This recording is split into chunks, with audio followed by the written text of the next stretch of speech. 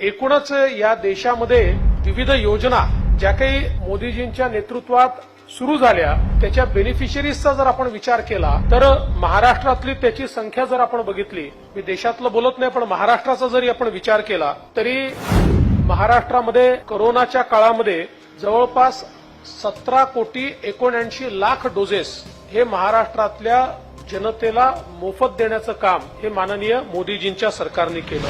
प्रधानमंत्री आवास योजना शहरी आणि ग्रामीण मिळून 25 लाख पेक्षा जास्त घरं ही बांधून तयार झाली आणि आता अनेक घरांचं काम हे या ठिकाणी चाललेलं आहे।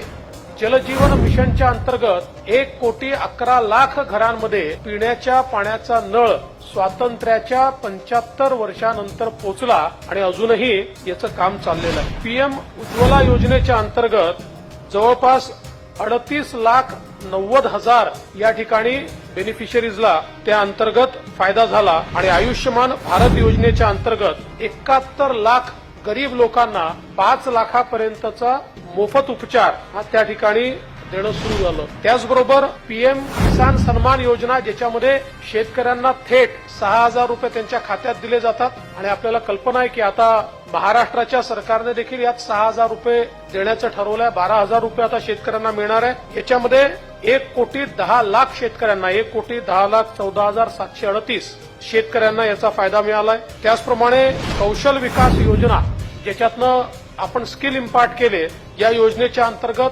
10,27,000 युवांना त्याचा फायदा मिळाला। पीएम फसल बीमा योजना 87 लाख शेतकऱ्यांना त्याचा फायदा मिळाला। त्याचप्रमाणे जो आमचा रस्त्यावर काम करणारा पानपट्रीवाला, ठेलेवाला अशा प्रकारचं काम करणारा जो स्ट्रीट वेंडर आहे, अशाही जवळपास 5 लाख स्ट्रीट वेंडर्सला पीएम स्वनिधीमधनं त्या ठिकाणी मदत मिळाली आणि आता सेकंड राऊंड देखील त्याचा चाललेला आहे।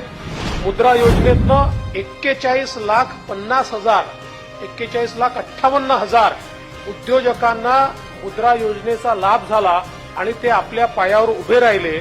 अटल पेन्शन योजना जवळपास 40 लाख लोकांना याचा फायदा झालाय। सुकन्या समृद्धी योजना 23 लाख मुलींच्या जन्मानंतर त्याचा त्या कुटुंबांना फायदा झालाय। पीएम मातृवंदना योजनेमध्ये 32 लाख मातांना याचा फायदा झालाय। यादी खूप मोठी आहे।